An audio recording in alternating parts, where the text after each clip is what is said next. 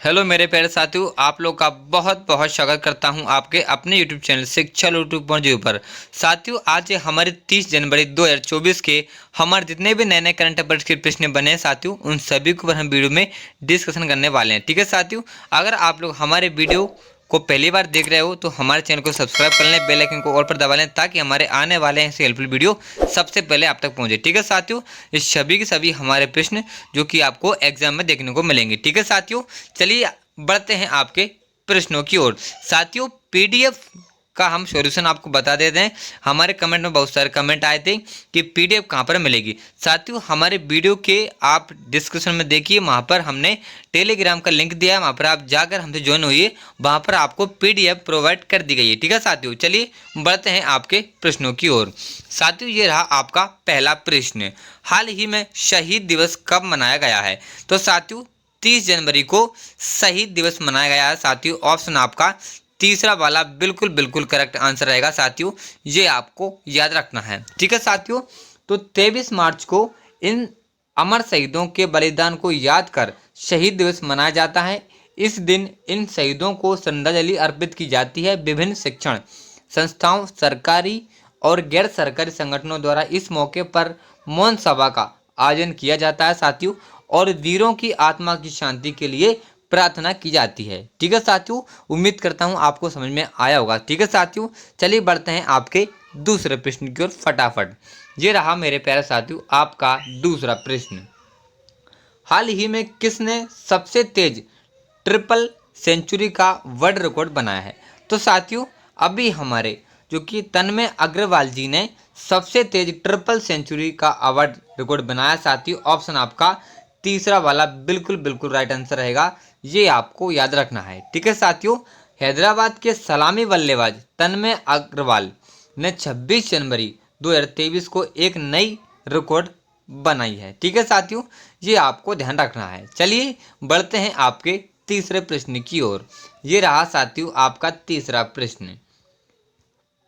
हाल ही में चौथा रूपसोमा orange festival का आयोजन कहाँ किया गया है?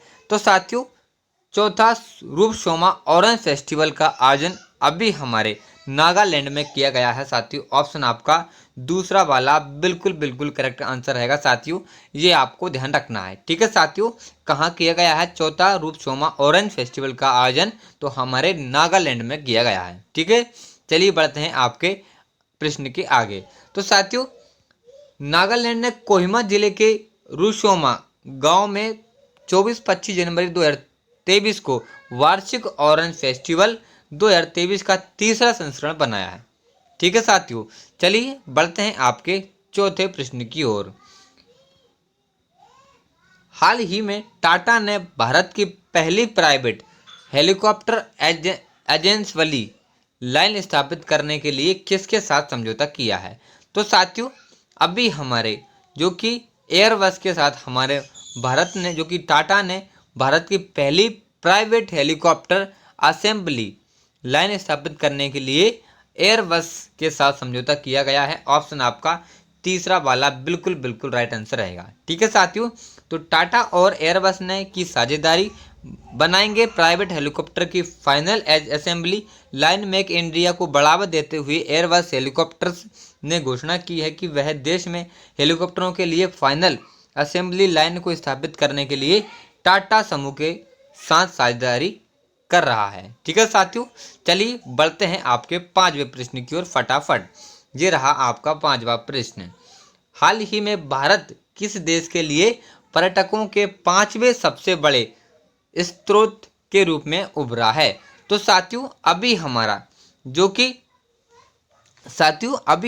अमेरिका जो कि पर्यटकों के लिए पांचवें सबसे बड़े स्रोत के रूप में उभरा है। साथियों, ऑप्शन आपका दूसरा वाला बिल्कुल बिल्कुल राइट आंसर रहेगा। ठीक है साथियों, भारत अमेरिका के लिए पर्यटकों के पांचवें सबसे बड़े स्रोत के रूप में उभरा है। बढ़ते समृद्ध मध्यम वर्ग और संयुक्त राज्य अमेरिका की यात्रा करने वाले युवा जो कि निडर रहे हैं। ठीक है साथियों, चलिए आगे बढ़ते हैं आपके छठे प्रश्न की ओर।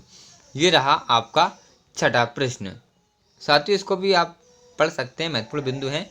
भारतीयों ने भारत को अमेरिका में पर्यटक का 5वां सबसे बड़ा स्रोत बना दिया है, जिसके 2024 में 30% बढ़ने का अनुमान है।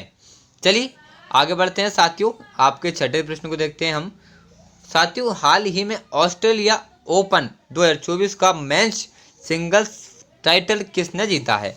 तो साथियों, ऑस्ट्रेलिया ओपन 2024 का मेंस सिंगल्स टाइटल अभी हमारे जो कि जेनिक सिनर्जी ने जीता है। ऑप्शन आपका फर्स्ट वाला बिल्कुल बिल्कुल करेक्ट आंसर रहेगा। ठीक है साथियों, तो इटली के युवा टेनिस खिलाड़ी यानी कि जेनिक सिनर के रूप में डालिन मेदवेदेव को हराकर ऑस्ट्रेलिया ओपन 2024 में पुरुष एकल का खिताब जीता है।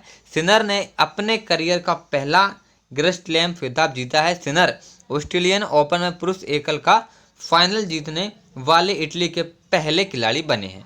ठीक है साथियों, चलिए बढ़ते हैं आपके 7वें प्रश्न की ओर। ये रहा आपका 7वां प्रश्न।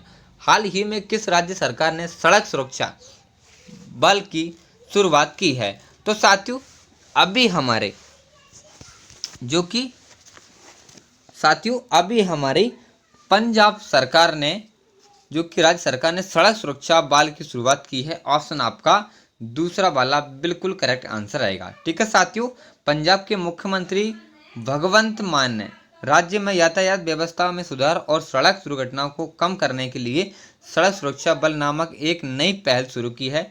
लॉन्च के दौरान मान ने राज्य में होने वाली सड़क दुर्घटनाओं के कारण होने वाली मौतों की उच्च संख्या के बारे में अपनी चिंता व्यक्त की है। ठीक है साथियों, चलिए आगे देखते हैं आपके 8वें प्रश्न को। ये रहा आपका 8वां प्रश्न।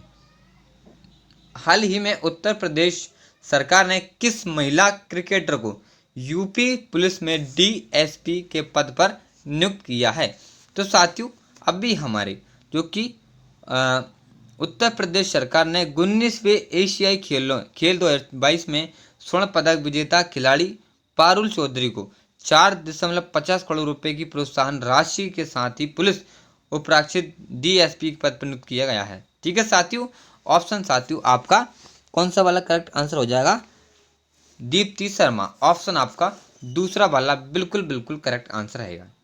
ठीक है साथियों, चलिए आगे बढ़ते हैं आपके 9वें प्रश्न की ओर। ये रहा आपका 9वां प्रश्न। हाल ही में भारत और किस देश ने रक्षा अंतरिक्ष समझौते पर हस्ताक्षर किए हैं? तो साथियों, अभी भारत और हमारे फ्रांस ने देश के रक्षा अंतरिक्ष समझौते पर हस्ताक्षर किए हैं। ऑप्शन आपका दूसरा वाला बिल्कुल बिल्कुल करेक्ट आंसर रहेगा। ठीक है साथियों, चलिए आगे बढ़ते हैं आपके 10वें प्रश्न की ओर। ये रहा आपका 10वां प्रश्न।